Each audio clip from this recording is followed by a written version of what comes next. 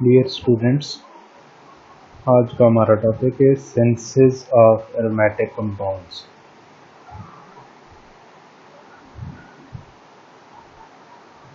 Major types of reactions used for synthesis of aromatic compounds. आप जानते हैं कि बेंजीन और उसके डेरिवेटिव्स को एरोमेटिक कंपाउंड कहते हैं। यानी बेंजीन एक 6 मेंबर्ड रिंग है और उसके ऊपर कोई भी सब्स्टिट्यूएंट हाइड्रोजन को रिप्लेस कर सकता है और उससे फिर वैरायटी ऑफ कंपाउंड वजूद में आते हैं। उसमें बहुत से कंपाउंड लेबॉरेटरी में सिंथेसाइज की जाते हैं, बहुत से कंपाउंड नेचुरल प्रोडक्ट के अंदर पाए जाते हैं, यानी जो प्लांट्स और एनिमल मटेरियल है उसके अंदर मौजूद होते हैं। अब ये जो एरोमेटिक कंपाउंड हैं, इनकी सिंथेसिस के दौरान दो मेन रिएक्शन यूज होते हैं। सबसे पहला रिएक्शन है इलेक्ट्रोफिलिक सब्स्टिट्यूशन और दूसरा है न्यूक्लियोफिलिक सब्स्टिट्यूशन। ओवरऑल सब्स्टिट्यूशन एक ही रिएक्शन है जिसमें एक एटम या ग्रुप ऑफ एटम को किसी कंपाउंड से हम दूसरे एटम या ग्रुप ऑफ एटम से रिप्लेस करते हैं। तो सब्स्टिट्यूशन के 3 मैकेनिज्म पॉसिबल हैं: इलेक्ट्रोफिलिक सब्स्टिट्यूशन, न्यूक्लियोफिलिक और फ्री रेडिकल। अब एरोमेटिक कंपाउंड की सिंथेसिस जो है वो इलेक्ट्रोफिलिक सब्स्टिट्यूशन और न्यूक्लियोफिलिक सब्स्टिट्यूशन से होती है। इलेक्ट्रोफिलिक सब्स्टिट्यूशन में क्या होता है कि बेंजीन का जो हाइड्रोजन है मोस्टली, यानी जो हाइड्रोजन है उसको हम रिप्लेस करेंगे तो वो प्रोटॉन की फॉर्म में यानी इलेक्ट्रोफाइल की फॉर्म में निकल जाएगा और उसकी जगह कोई और सूटेबल इलेक्ट्रोफाइल आएगा। तो इस तरह हाइड्रोजन की रिप्लेसमेंट से एक और इलेक्ट्रोफाइल जब आएगा तो इलेक्ट्रोफिलिक सब्स्टिट्यूशन रिएक्शन कहलाएगा। इसी तरीके से अगर बेंजीन रिंग के ऊपर अगर कोई न्यूक्लियोफिलिक ग्रुप लगा हुआ है और उसकी रिप्लेसमेंट से एक और न्यूक्लियोफिलिक ग्रुप आ रहा है तो उसको हम न्यूक्लियोफिलिक सब्स्टिट्यूशन कहते हैं। यहाँ पे इंपॉर्टेंट नोट आप देख सकते हैं, for logical retrosynthesis the knowledge of forward synthesis is mandatory. जाहिर है जब आप रेट्रोसिंथेसिस कर रहे होते हैं तो आपको फॉरवर्ड सिंथेसिस का नॉलेज होना ज़रूरी है। आपको पता होना चाहिए कि ये कंपाउंड अगर हम फॉरवर्ड सिंथेसिस में बनाएं तो ये कौन कौन से स्टेप्स इसमें इन्वॉल्व होंगे। तो चूँकि रेट्रो में डिफरेंस ये होता है कि फॉरवर्ड सिंथेसिस का जो फर्स्ट स्टेप होता है वो रेट्रो सिंथेसिस का लास्ट स्टेप होता है। सीक्वेंस चेंज होती है, बाकी आपने उसी रूल को फॉलो करना होता है। अलबत्ता ये है कि रेट्रो सिंथेसिस जो है वो इमेजिनरी सिंथेसिस होती है, वो रियल नहीं होती। लेकिन ये कि फॉरवर्ड सिंथेसिस का नॉलेज होना ज़रूरी है, उसके बगैर आप लॉजिकल रेट्रोसिंथेसिस नहीं कर सकेंगे। उसके बाद जो है वो reason to start with aromatic compound, यानी हम जो है वो रेट्रोसिंथेसिस के इंट्रोडक्शन के बाद फर्स्ट लेक्चर ये सिंथेसिस ऑफ एरोमेटिक कंपाउंड ले रहे हैं। क्यों ले रहे हैं, एरोमेटिक कंपाउंड से क्यों स्टार्ट करते हैं, इसकी वजह क्या है। सबसे पहली वजह, guidelines for retrosynthesis of aromatic compounds are easy and simple. यानी जो गाइडलाइन यहाँ पे आप यूज करेंगे उनको अंडरस्टैंड करना आसान होता है, वो इजी होते हैं और सिंपल भी होते हैं। Because in such compounds disconnection retrosynthetic analysis mostly start from bond next to aromatic ring.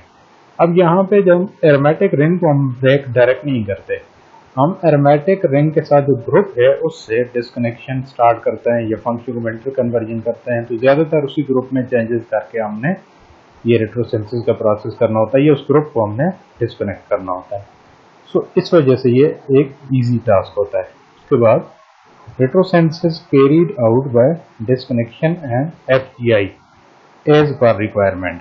ठीक है, ज़ाहिर है वो तो आपको बताया है कि डिस्कनेक्शन में उसमें जो रेट्रोसिंथेसिस है उसमें दोनों चीज़ें होती है, उसमें डिस्कनेक्शन भी होता है, उसमें फंक्शन इंटर कन्वर्जन भी। वो डिपेंड करता है कि आपने पहले क्या करना है, रिक्वायरमेंट क्या है और कौन सा लॉजिकल रूट बन रहा है आपके पास।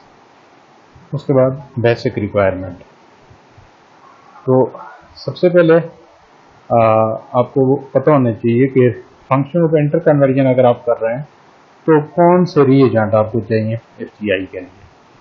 Effect of substituent already present, this is very important कि कौन सा सब्स्टिट्यूएंट आप जो है वो कौन सी पोजीशन पे ला सकते हैं, क्योंकि एक सब्स्टिट्यूएंट जो ऑलरेडी प्रेजेंट होता है वो नए आने वाले सब्स्टिट्यूएंट को डायरेक्ट करेगा। कुछ सब्स्टिट्यूएंट ऑर्थोपैरा डायरेक्टर होते हैं, यानी ऑर्थोपैरा डायरेक्टिंग इफेक्ट रखते हैं, और कुछ मेटा डायरेक्टिंग होते हैं। ठीक है, तो इस वजह से सब्स्टिट्यूएंट के इफेक्ट का हमें पता होना चाहिए कि ये सब्स्टिट्यूएंट जो है वो ऑर्थोपैरा डायरेक्टिंग है, ये मेटा डायरेक्टिंग है। उसकी नेचर का आइडिया होना बहुत ज़रूरी है, अदरवाइज हम लॉजिकल रेट्रोसिंथेसिस या लॉजिकल फॉरवर्ड सिंथेसिस नहीं कर सकेंगे। ओके जी, सिंथेसिस ऑफ एरोमेटिक कंपाउंड में सबसे पहली एग्जांपल हम ले रहे हैं बेंजोकेन की। एक्चुअली ये एक लोकल एनेस्थेटिक है, एनेस्थीसिया के लिए आमतौर पर इस्तेमाल होता है।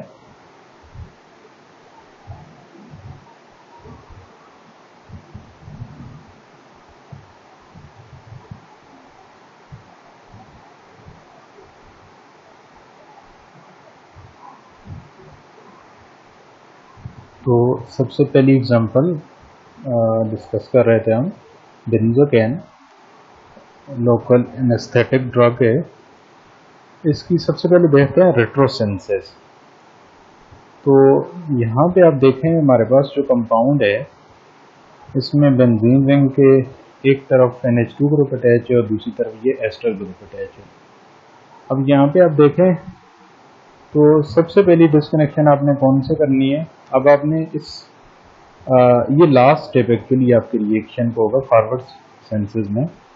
तो सबसे पहले आपने ये CO डिस्कनेक्शन यहाँ से करनी है, जो OET है आपने उसको निकालना है, और सबसे पहले इसके सिंथोन बना लें। तो ज़ाहिर है ये पॉजिटिव सिंथोन बनेगा, ठीक है, लॉजिकली ये पॉजिटिव हो सकता है और ये नेगेटिव हो सकता है।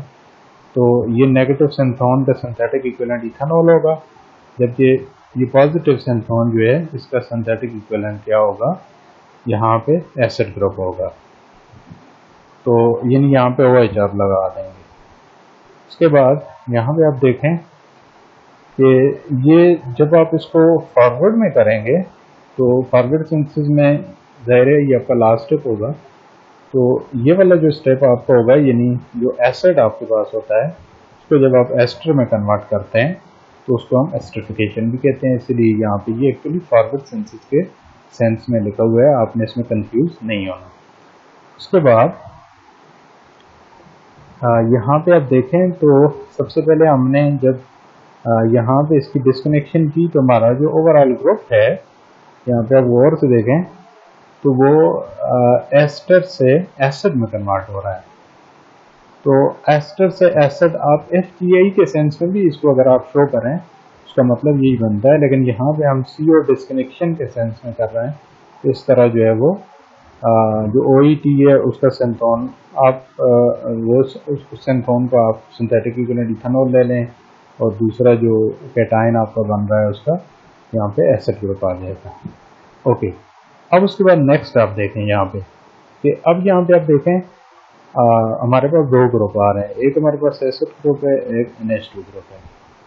अब यहाँ पे आप जो है वो एसिड ग्रुप की भी डिस्कनेक्शन कर सकते हैं और NH2 की भी, लेकिन ये लॉजिकल नहीं होगी, इसलिए मैंने ये क्रॉस लगाए हुए है। क्रॉस का मतलब है यहाँ पे ये ठीक नहीं है, ठीक है, रेड कलर में आपको क्रॉस नज़र आ रहा है कि ये वाला जो डिस्कनेक्शन है ये ठीक नहीं है यहाँ पे। तो now disconnection of COOH and NH2 is illogical, therefore FGI is essential. यानी ऐसी सिचुएशन में कि जब आपके पास अब डिस्कनेक्शन आप नहीं कर सकते तो आप इसकी FGI कर लें। किसकी FGI आप करेंगे? आपके पास जो NH2 ग्रुप है उसको आप NO2 में कन्वर्ट कर लें, ठीक है, NH2 को NO2 में। तो ज़ाहिर जब आप फॉरवर्ड में आएंगे तो वो रिडक्शन होगा, तो FGI आप कर लें। जब FGI आपने की NO2 ये पैरा पोजीशन वाला, उसके बाद आप इसकी FGI फर्दर करेंगे किसकी? COOH ग्रुप की। तो COOH जो है वो CH3 में कन्वर्ट होगा। उसके बाद आप जो है वो अब सी एन डिस्कनेक्शन कर सकते हैं। सी एन डिस्कनेक्शन आप करेंगे तो आपके पास जो है यहाँ पे ये ओवरऑल इसका सिंथोन बन गया। तो दूसरा ये नाइट्रो ग्रुप जो आपके पास इसका सिंथोन इस सिंथोन का जो सिंथेटिक यूनिट है वो नाइट्रिक एसिड और दूसरे का जो है वो टॉल्यूइन आपके पास बन गया। तो टॉल्यूइन जो है वो सिंपलेस्ट स्टार्टिंग मटीरियल है, यानी यहाँ इससे आगे आपको डिस्कनेक्शन की ज़रूरत नहीं है, ये इजीली अवेलेबल स्टार्टिंग मटीरियल है। तो यहाँ तक आपने डिस्कनेक्शन करनी होती है। उसके बाद इसकी फॉरवर्ड सेंसेस टॉल्यूइन लें, उसकी नाइट्रेशन करें। तो आप जानते हैं methyl ortho para directing group है, तो पैरा वाला जो प्रोडक्ट है आइसोमर है, आप उसे आइसोलेट करें। उसके बाद आप उसकी ऑक्सीडेशन करें KMnO4 में। KMnO4 के साथ जब आप CH3 की ऑक्सीडेशन करते हो तो वो एसिड में कन्वर्ट हो जाता है, ठीक है। और उसके बाद जो है वो आप इसकी रिडक्शन करेंगे NO2 की, कैटालिटिक रिडक्शन क्लाउडियम चारकोल की मौजूदगी में आप कर रहे हैं, तो NO2 NH2 में कन्वर्ट हो जाएगा। उसके बाद आप इसकी ये जो एसिड है इसको अल्कोहल के साथ ट्रीट करेंगे, तो ये एस्टरिफिकेशन वाला स्टेप है कि ये एस्टर में कन्वर्ट हो जाएगा। तो ये जो लास्ट 2 स्टेप हैं ये आप जो है वो इनको रिवर्स में भी कर सकते हैं। रिवर्स का मतलब ये है कि ये स्टेप आप लास्ट में कर लें और ये पहले भी कर सकते हैं। मतलब आप जो है वो पहले एस्टर में कन्वर्ट करके उसके बाद आप उसकी रिडक्शन कर सकते हैं, ये भी हो सकता है। लेकिन ये स्ट्रेटेजी जो है वो बाद में डिटेल से हम डिस्कस करेंगे कि यहाँ पे हमने ऐसा क्यों नहीं किया। यहाँ पे हमने पहले रिडक्शन और इसकी एस्टिफिकेशन बाद में क्यों की है, ये बाद में डिस्कस करेंगे। उसके बाद Friedl-crafts reaction is common chemical instrument used for synthesis of aromatic compound. एक एग्जांपल आपको दी है, इसमें फ्राइडल-क्राफ्ट रिएक्शन की एप्लीकेशन शो हो रही है। तो इसमें आप देखें ये एक परफ्यूम में यूज़ होने वाला कंपाउंड है। यहाँ पे आप देखें इसकी ये भी एक बेंजीन टैंक पे इस्तेमाल है, उसके साथ जो है वो OCH3 ग्रुप है, ठीक है, साथ एसिटाइल ग्रुप लगा हुआ है। तो यहाँ पे आप देखें सबसे पहले आपने ये CC डिस्कनेक्शन करनी है। तो यहाँ पे CC डिस्कनेक्शन आप इसकी जब करेंगे तो ये आपके पास ज़ाहिर है जो नेगेटिव सिंथोन बनेगा ये पॉजिटिव बनेगा। इसका जो सोर्स है वो एसिटाइल क्लोराइड होगा, यानी जो सिंथेटिक इक्विवेलेंट है, और इसका यहाँ पे हाइड्रोजन आ जाएगा, यानी ये हाइड्रोजन को रिप्लेस करके फॉरवर्ड में बनेगा। उसके बाद इसकी फर्दर आप जो है वो FCI करेंगे। जब FCI करेंगे तो ये आपके पास जो है वो ONA ग्रुप आ जाएगा, OCH3 की जगह फर्दर FCI करेंगे OH आ जाएगा, उसकी फर्दर FCI आप करेंगे तो आपके पास जो है वो ये क्लोरो आ जाएगा। और उसके बाद जो है वो आप इसकी CCl डिस्कनेक्शन करेंगे तो ये आपके पास बेंजीन, यानी बेंजीन सिंपलेस्ट स्टार्टिंग मटीरियल है। क्लोरो बेंजीन पे भी अगर आप आ जाएँ तो फिर भी जो है वो आपका स्टार्टिंग मटीरियल जो है वो लॉजिकल कंसिडर होता है। उसके बाद इसकी फॉरवर्ड सेंसेस आप देखें, बेंजीन की क्लोरीनेशन करेंगे। उसके बाद यहाँ पे हम सोडियम हाइड्रोक्साइड के साथ इसे ट्रीट कर रहे हैं, तो ये क्लोरो रिप्लेस हो जाएगा, सब्स्टिट्यूशन होगी, यहाँ पे न्यूक्लियोफिलिक सब्स्टिट्यूशन टाइप रिएक्शन होगा, OH आ जाएगा। उसके बाद जब सोडियम हाइड्रोक्साइड एक्सेस में मौजूद होता है तो उसे साल्ट में कन्वर्ट कर लेता है। उसके बाद जो है वो आप यहाँ पे देखें तो HCl के साथ जब हम इसे ट्रीट करेंगे तो यहाँ से NaCl निकल जाएगा, ठीक है, और आपके पास ये फिनोल बन जाएगा। उसके बाद आप डाईमिथाइल सल्फेट या सोडियम मिथाइल ब्रोमाइड के साथ इस कंपाउंड को ट्रीट करेंगे तो इसकी मिथाइलेशन हो जाती है, यानी ये जो OH ग्रुप है इस पर मिथाइल आ जाएगा, तो ये मिथाक्सी में कन्वर्ट हो जाएगा। मिथाइल किस फॉर्म में आएगा? पॉजिटिव फॉर्म में, ठीक है, ये खुद ऑक्सीजन नेगेटिव है तो वो पॉजिटिव आएगा। उसके बाद यहाँ पे आप जो है वो फ्राइडल-क्राफ्ट रिएक्शन करेंगे। अभी यहाँ पे देखें एसिटाइल क्लोराइड है, लेस एसिड यानी LCl3 की मौजूदगी में रिएक्शन आप कर रहे हैं, HCl निकलेगा। तो इस चूँकि ये जो मिथाक्सी ग्रुप है ये भी आर्थो पैरा डायरेक्टिंग ग्रुप होता है। यहाँ पे देखें आप पैरा पोजीशन पे ये आसानी से आएगा, थोड़ा बल्कि ग्रुप है ये। पैरा पे आ जाएगा। वैसे इसका अर्थ भी पॉसिबल है, लेकिन हमने पैरा प्रोडक्ट को लेना है, क्योंकि वो हमारा जो टारगेट मॉलिक्यूल है वो इसी से बना है। ओके, यहाँ पे आप देखें ये आपके पास जो है वो एंड प्रोडक्ट है इसका, यहाँ पे ये बन गया। और लास्ट जो है वो अपने प्रोडक्ट ऑफ रिएक्शन किया इसके अंदर। उसके बाद एक तीसरा कंपाउंड मैं आपको बताने जा रहा हूँ, that is an antioxidant used in food, butylated hydroxy toluene.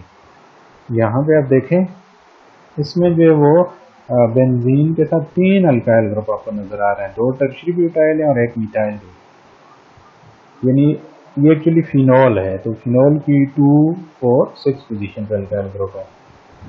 तो यहाँ पे आप देखें सबसे पहले सी डिस्कनेक्शन, ये डबल डिस्कनेक्शन आपने की है, दोनों एक जैसे ग्रुप है, इनको आप निकाल दें, क्योंकि फॉरवर्ड सेंसेस रियल नहीं होती, जस्ट समझने सॉरी रेट्रो सेंसेस रियल नहीं होती, समझने के लिए होती है। तो यहाँ पे आप देखें दोनों ग्रुप आपने निकाले। अब ये जो अल्काइल ग्रुप है टर्शरी ब्यूटाइल है, इसका जो सिंथेटिक इक्विवेलेंट होगा वो एक अल्कीन होगा, जो ज़्यादा फेवरेबल सिंथेटिक इक्विवेलेंट है। ठीक है, इसके अलावा वो अल्काइल लाइट भी हो सकता है, लेकिन वो इतना फेवरेबल नहीं है, वो बाद में आपको बताऊंगा। उसके बाद इस सिंथेटिक इक्विवेलेंट का जो सोर्स है, इस सिंथोन का जो सोर्स है, यहाँ पे आप देखें ये आपके पास जो है वो हाइड्रोजन लगा दें इधर। उसके बाद ये ओवरऑल यानी आपके पास जो है वो सब्स्टिट्यूटेड जो है फिनॉल हो गया। उसके बाद यहाँ पे आप देखें इसको फर्दर एच आप करेंगे तो ये आपके पास OH जो है सल्फोनिक एसिड ग्रुप में कन्वर्ट होगा, फिर एस डिस्कनेक्शन करेंगे तो ये टॉल्यूइन में कन्वर्ट हो जाएगा। Now toluene is easily available starting T. Alkene is more favourable than butyl chloride, यानी ये याद रखना है। क्यों? Butyl chloride is treated in the presence of Lewis acid that is LCl3 which can attack at OH group. यानी जो lives acid है वो अगर आप ब्यूटाइल क्लोराइड यूज करेंगे फिर आपको LCl3 यूज करना पड़ेगा। LCl3 OH जो है वो उसके लिए यानी यहाँ पे एक बेसिक ग्रुप होता है, तो OH जो है वो अपने लोन पेयर से इससे पे अटैक कर सकते हैं। इस वजह से ये आपका जो कैटालिस्ट है ये किसी और काम में इन्वॉल्व हो जाएगा। Okay, alkyne can easily form tertiary carbonium ion by treating with protic acid. हमें कार्बोनियम आयन चाहिए होता है, वो आसानी से यहाँ पे अल्कीन से बन जाता है। उसके बाद फॉरवर्ड सिंथेसिस अब देखें, यहाँ पे टॉल्यूइन है उसको सल्फ्यूरिक एसिड के साथ मिलाएं तो यहाँ पे पैरा पोजीशन पे सल्फोनिक एसिड ग्रुप आ जाएगा। उसके बाद आप उसको KOH के साथ मिलाएं तो यहाँ पे ये अपने साल्ट में कन्वर्ट हो जाएगा। उसके बाद जो है वो यानी SO3H ग्रुप रिप्लेस हो जाएगा। उसके बाद यहाँ पे देखें तो आप इसको फर्दर कन्वर्ट करें, हाइड्रोलिसिस करें इसकी, तो ये आपके पास फिनॉल में कन्वर्ट हो जाएगा। उसके बाद फर्दर आप देखें यहाँ पे आप इसको सल्फ्यूरिक एसिड इसको एज ए कैटालिस्ट यूज़ करेंगे ये HF को अल्कीन के साथ, तो ये अल्कीन ज़ाहिर है जब आप HF ऐड करेंगे या सल्फ्यूरिक एसिड तो उसका जो प्रोटॉन है सबसे पहले वो अटैक करेगा, तो ये एक आपके पास कार्बोनियम आयन बनेगा, टर्शरी कार्बोनियम आयन, तो वो एक अच्छे इलेक्ट्रोफाइल के तौर पर काम करेगा। तो एक्सेस में आप यूज़ करेंगे क्योंकि आपको 2 ग्रुप चाहिए, फिर ये पहले एक साइड अटैक करेगी फिर दूसरी अटैक करेगी, आपके पास ये फाइनल टारगेट मॉलिक्यूल आ जाएगा।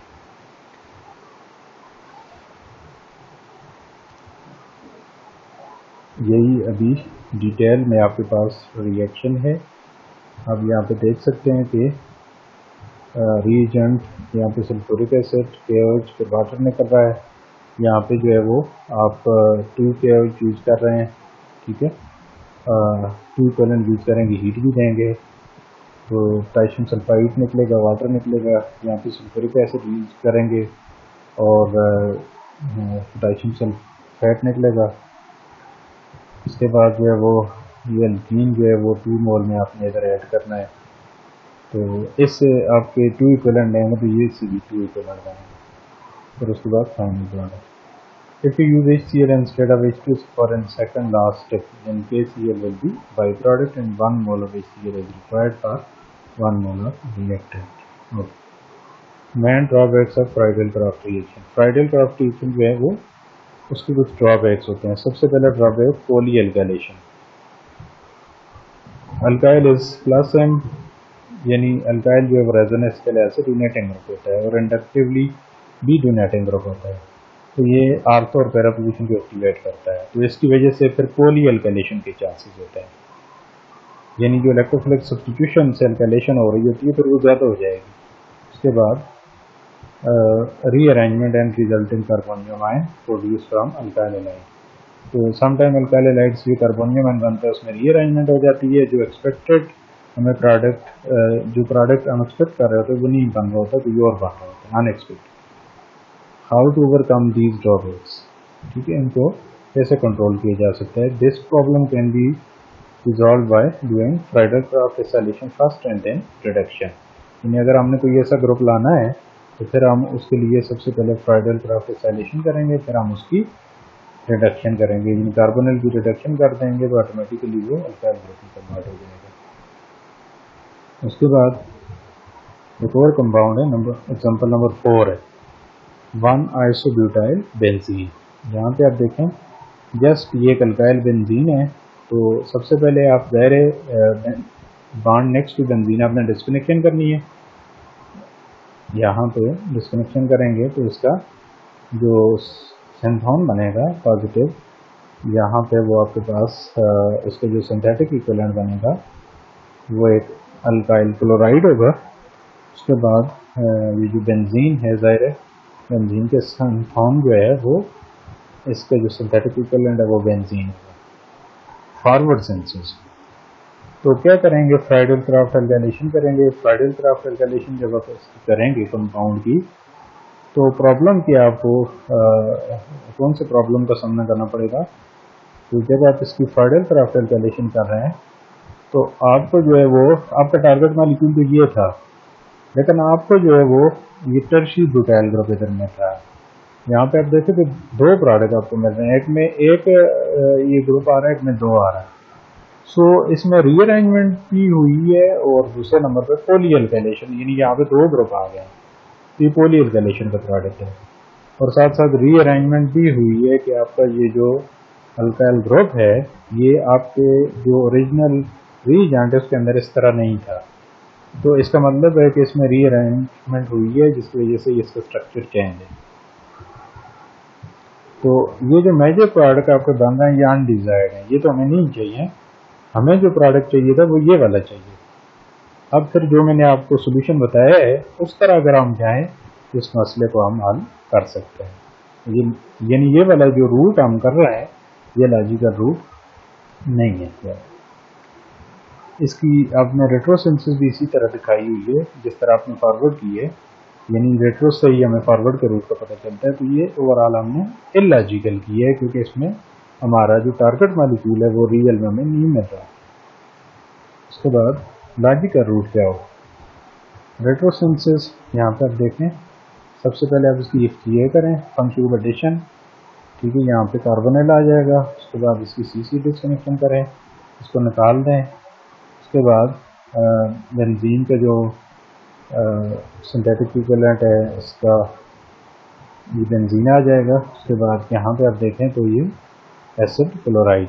उसके बाद फॉरवर्ड सेंसेस में आपने इस एसिड क्लोराइड से LCl3 की मौजूदगी में रिएक्शन करवाना है, फ्राइडल-क्राफ्ट एसाइलेशन होगी तो आपके पास जो है यहाँ पे ये एसाइल ग्रुप आ जाए।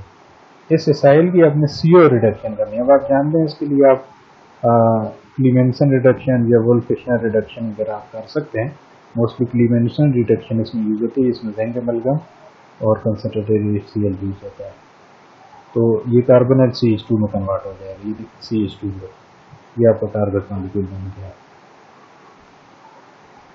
1 carbon acyl group can't be introduced at benzene ring through Friedl-craft acylation, यानी फ्राइडल-क्राफ्ट एसाइलेशन से एक कार्बन वाला ग्रुप आप नहीं लेके आ सकते, ठीक है। तो जिस तरह आपके पास यहाँ पे आप देखें तो अगर आप इसको इस कंपाउंड को देखें यहाँ पे it is highly unstable, extremely reactive, ये इस तरह अवेलेबल नहीं होती। जिस तरह स्टाइल क्लोराइड अवेलेबल है, इस तरह फार्माइल के साथ अगर आप क्लोराइड लगाते हैं तो वो स्टेबल नहीं होगा।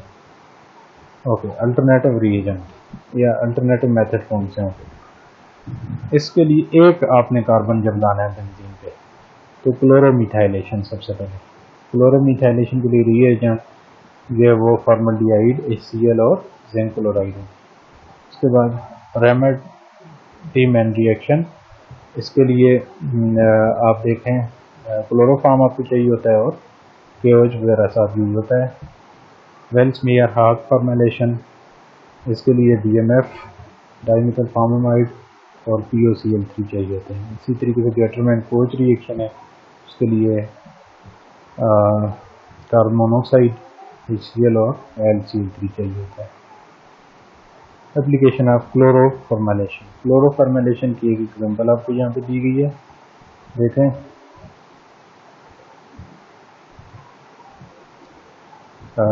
यहाँ पे जो हमारा टारगेट मॉलिक्यूल है इसमें देखें, सबसे पहले जो है वो FGI आपने इसकी करनी है। यहाँ पे आपने देखें एंड में हमने ये एक कार्बन वाला ग्रुप लाना है, तो इसकी मैं बात कर रहा था कि ये आप डायरेक्ट फ्राइडल-क्राफ्ट रिएक्शन वगैरह से नहीं ला सकते। तो इसकी FGI करेंगे, ये CH2Cl में कन्वर्ट हो गया। उसके बाद आप इसकी CC डिस्कनेक्शन करेंगे यहाँ से, तो इसके बाद जो है वो आपके पास ये ग्रुप निकल जाएगा। अगर फिर सिंथेटिक इक्विवेलेंट नाइट्रोजन लगा दें। अब आपने इस दूसरी जो रिंग साथ अटैच है इसको आपने डबल डिस्कनेक्शन करनी है, तो ये यहाँ से डबल डिस्कनेक्शन करेंगे। वैसे ये भी आपका स्टार्टिंग मटीरियल हो सकता है, लेकिन इसको भी आप फिर डिस्कनेक्ट कर सकते हैं, इसका रूट भी आप शो कर सकते हैं, ये कैसे बन सकता है। उसके बाद यहाँ पर देखिए केटिकोल से बनेगा, ठीक है, और डाईआयोडोमीथेन।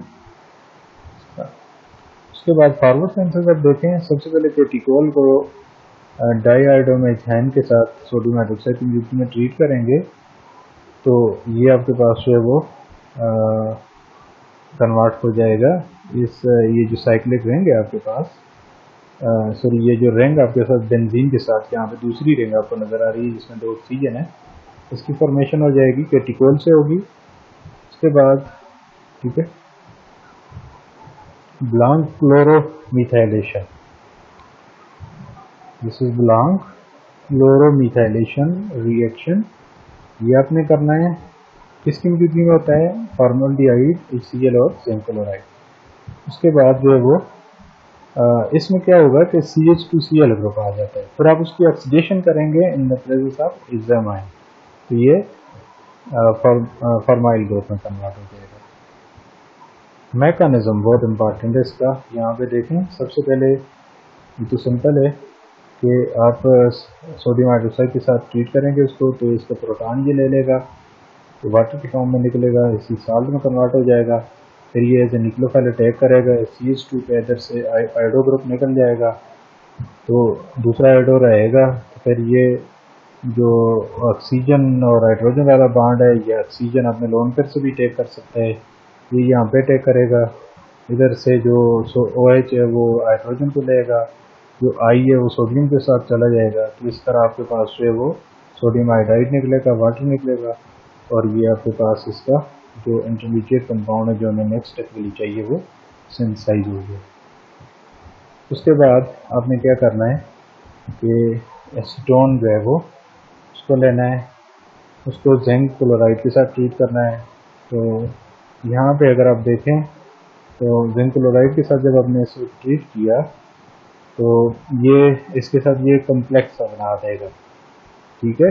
यानी ये जो एक्चुअली आप यही समझ सकते हैं कि जो ऑक्सीजन है वो न्यूक्लियोफाइल की फॉर्म में टैग कर रहा है और जिंक एक इलेक्ट्रोफाइल के तौर पर काम कर रहा है, ये इस तरह भी आप शो कर सकते हैं। इसको एक्टिवेट कर लेते हैं इस पोजीशन में। उसके बाद बेंजीन अपने पाई बॉन्ड में तो इधर अटैक करेगा इस पोजीशन के ऊपर। जब यहाँ पे अटैक करेगा तो ज़ाहिर है इस ऑक्सीजन के ऊपर जो है वो यहाँ पे आपके पास जो है वो इसके ऊपर अटैक कर लेगा, ये बॉन्ड सिंगल हो जाएगा आपका इस वाला। तो नेक्स्ट आप यहाँ पे देखें ये जो जिंक है, जिंक के ऊपर यहाँ पे नेगेटिव चार्ज होगा, क्योंकि ज़ाहिर है ये बॉन्ड जब इधर शिफ्ट होगा तो जिंक के पास तो इलेक्ट्रॉन नहीं थे, वो यहाँ से ही गए, तो इसके ऊपर नेगेटिव चार्ज आ जाएगा। उसके बाद ये जो प्रोटॉन है, ये जिंक जो है वो इसे ले रहा है, और बल्कि Cl ले रहा है, यहाँ से एक Cl निकलेगा, और उसके बाद ये बॉन्ड जो है ये इधर यहाँ पे आ जाएगा, उसके बाद यहाँ से Cl निकलेगा।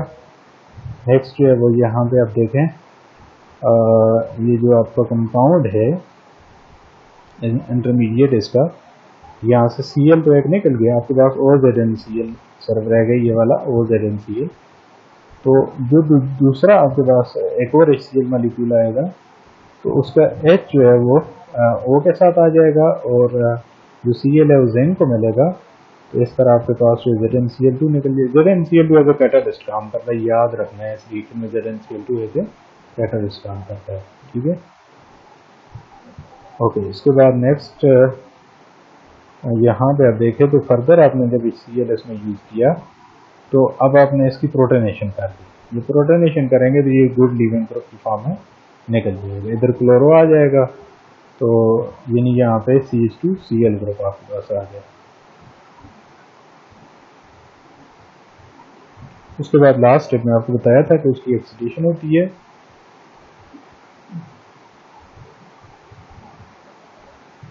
यहाँ पे आपने देखा है, ये इस रिएक्शन का मैंने आपको मैकेनिज्म बताया, ठीक है, that is Blanc chloromethylation reaction, इसका मैकेनिज्म है। तो इसके बाद फर्दर आप इसकी ऑक्सीडेशन करेंगे तो ये फॉर्मल्डिहाइड ग्रुप में कन्वर्ट हो जाएगा, जो कि आपका फाइनल ये टारगेट मॉलिक्यूल है। Okay ji, aromatic electrophilic substitution reactions are used for introduction of various heteroatoms containing groups, ठीक है। जो हमारे पास जो है वो हेटेरोएटम कंटेनिंग ग्रुप है, उसमें ज़्यादा इलेक्ट्रोफिलिक सब्स्टिट्यूशन रिएक्शन होता है, यानी कोई भी ग्रुप आप उसमें ऐड कर रहे हैं, क्लोरो कर रहे हैं, OH कर रहे हैं, नाइट्रो कर रहे हैं, ठीक है। इसके अलावा अल्काइल ग्रुप्स वगैरह भी इसी से ऐड होते हैं, फॉर एग्जांपल नाइट्रेशन, हेलोजनेशन, फ्रेडरग्राफिकेशन, डायजोकप्लिंग। तो जो इलेक्ट्रोफिलिक सब्स्टिट्यूशन रिएक्शन है वो तो बहुत कॉमन है, आपने ऑलरेडी बहुत ज़्यादा डिस्कस किए हुए होंगे और उनके बारे में सुना होगा। ये एक जनरल एग्जांपल है कि हमारे पास एक कोई भी सब्स्टिट्यूटेड बेंजीन है, किसी पोजीशन से भी पहला सब्स्टिट्यूएंट जो है उसकी पोजीशन का कोई मसला नहीं होता। तो यहाँ पे अगर आप देखें तो जो इलेक्ट्रोफाइल है वो फर्स्ट ग्रुप तो आसानी से आ सकता है। अब ये बेंजीन है, बेंजीन जो है उसको किसी आर ग्रुप के साथ आप मिलाएंगे, पहला ग्रुप कहीं पे भी आ जाए। उसके बाद जब ये ग्रुप यहाँ पे मौजूद है तो जो नया आने वाला इलेक्ट्रोफाइल है उसको ये डायरेक्ट करेगा। अब ये डिपेंड करता है ये कौन सी पोजीशन पे है, ठीक है। तो फॉर एग्जांपल ये यहाँ पे आपके पास जो है वो इस पोजीशन पे मौजूद है, ठीक है। तो उसके बाद जो नया आने वाला ग्रुप है वो इसके लिहाज से आर्थो और पैरा पे आ सकता है। अगर ये अल्काइल ग्रुप है या OH ग्रुप है या NH2, अगर ये नाइट्रो ग्रुप है तो फिर ये जो नया इलेक्ट्रोफिलिक ग्रुप है ये मेटा पोजीशन पे आएगा।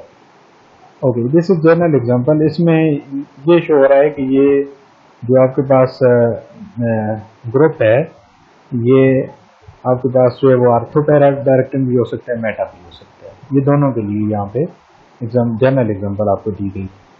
उसके बाद नेक्स्ट यहाँ पे आप देखें एक दूसरा रिएक्शन है जिसमें हमारे पास हमने यानी एक हमारे पास पहले बेंजीन था, उसके साथ एक सब्स्टिट्यूएंट था, एक और सब्स्टिट्यूएंट हम लेके आ गए, ठीक है। उसके बाद हम उस सब्स्टिट्यूएंट को किसी दूसरे सब्स्टिट्यूएंट में कन्वर्ट करना चाहते हैं। फॉर एग्जाम्पल ये Y है ना, इसको हम कन्वर्ट करना चाहते हैं X में। तो मुख्तलिफ रिएक्शन हो सकते हैं, ऑक्सीडेशन हो सकता है, रिडक्शन हो सकता है या सब्स्टिट्यूशन हो सकता है। न्यूक्लियोफिलिक सब्स्टिट्यूशन भी एक कॉमन रिएक्शन है, उसके लिए यूज है। तो इसके लिए रिएजेंट कौन से चाहिए होते हैं? अगर Y आपका जो है ग्रुप है जिसको आप चेंज करना चाहते हैं X में, तो अगर NO2 है, ठीक है, तो आप उसकी रिडक्शन करके NH2 में कन्वर्ट कर दें, ये रिएजेंट यूज होंगे H2PDC। इसी तरीके से जो है COR है, तो आप उसको फिर अल्कोहलिक ग्रुप में कन्वर्ट कर रहे हैं, सोडियम बोरोहाइड्राइड यूज करेंगे, ठीक है। इसी तरीके से C2R ग्रुप में यानी अल्काइल में कन्वर्ट कर रहे हैं, तो वो भी पहले भी आपको बताया कि उसको वोल्फ-किश्नर रिडक्शन और क्लीमेंसन रिडक्शन यूज़ होते हैं इसके लिए। ठीक है, क्लीमेंसन रिडक्शन के ये रिएजेंट आपको नज़र आ रहा है। उसके बाद ऑक्सीडेशन से भी आप कर सकते हैं। तो अगर CH2Cl आपका ग्रुप है वो Y वाला, तो आप उसे फॉर्माइल में कन्वर्ट कर रहे हैं तो एग्जामाइन यूज़ करेंगे। जिस तरह अभी है कि एग्जांपल आपको मैंने लास्ट वीक में दी थी, ये इसी की एग्जांपल है, ये वही रीजेंट है। इसी तरह आपके पास COR है, इसे एस्टर में कन्वर्ट कर रहे हैं आप, ठीक है, तो उसके लिए फिर ये पार एसिड आप यूज़ करेंगे। उसके बाद सब्स्टिट्यूशन अगर आप कर रहे हैं तो मिथाइल की जगह अगर आप CCl3 ला रहे हैं तो ये Cl2 PCl5 यूज़ करेंगे, और अगर आप CCl3 ला रहे हैं तो सॉरी CCl3 है तो आप उसको रिप्लेस करके फिर CF3 ला रहे हैं तो उसकी SBF5 यूज़ करें। तो CN है, CN को आप कन्वर्ट कर रहे हैं एसिड में, तो यानी आप उसकी एनालिसिस कर रहे हैं तो मोस्टली बेस की मौजूदगी होती है। उसके बाद एरोमेटिक न्यूक्लियोफिलिक सब्स्टिट्यूशन की एक एग्जांपल है। एरोमेटिक न्यूक्लियोफिलिक सब्स्टिट्यूशन इतना कॉमन नहीं होता, लेकिन इसकी भी बहुत ज़्यादा एग्जांपल्स आपको पता होने चाहिए और हमारे कोर्स में शामिल हैं। तो इसकी एक एग्जांपल अभी हम डिस्कस करने जा रहे हैं, आर्थोक्रिसोल R2 मिथाइल फिनोल। इसकी सबसे पहले रेट्रोसिंथेसिस करते हैं। यहाँ पे आप देखें, सबसे पहले आपने इसकी OH की FTI करनी, तो FTI करेंगे तो ये आपके पास जो है वो यहाँ पे आप देखें तो ये एक्चुअली डाइजोनियम कंपाउंड से ये बनेगा ना, तो ये डाइजोनियम क्लोराइड आपके पास डाइजोनियम क्लोराइड पार्ट बन रहा है। यहाँ पे आप देखें N2 पॉजिटिव Cl नेगेटिव, उसके बाद फर्दर FTI करेंगे, ये कैसे आएगा, NH2 से आएगा, ये कैसे आएगा, ये NO2 से आएगा, तो फिर अब आप CN कनेक्शन करेंगे, ये नहीं से पहले आप इनमें FTI करेंगे, तो ये निकलेगा तो ये first टालवीन easily available GPS starting DDA। उसके बाद फॉरवर्ड सेंसेस में सबसे पहले आप क्या करेंगे, नाइट्रेशन करेंगे। अब आपने वो ख्याल रखना है कि effect of substituent already present, तो यहाँ पे आपके पास आर्थो और पैरा दोनों बनेंगे, तो आर्थो वाला प्रोडक्ट हम ले लेते हैं, ठीक है, उसकी रिडक्शन करेंगे तो NH2 बन जाएगा। फिर आप उसके बाद NH2 ग्रुप जो है वो जब बेंजीन पे होता है तो उसकी डायजोटाइजेशन हम करते हैं, ठीक है। इसका आपने एक्सपेरिमेंट भी किया होगा डायजोटाइजेशन का। सोडियम नाइट्राइट और HCl की मौजूदगी में 5 डिग्री पे रिएक्शन करते हैं, यानी लो टेम्परेचर पे, तो आपके पास जो है वो डाइजोनियम क्लोराइड कंपाउंड यहाँ पे बन गया।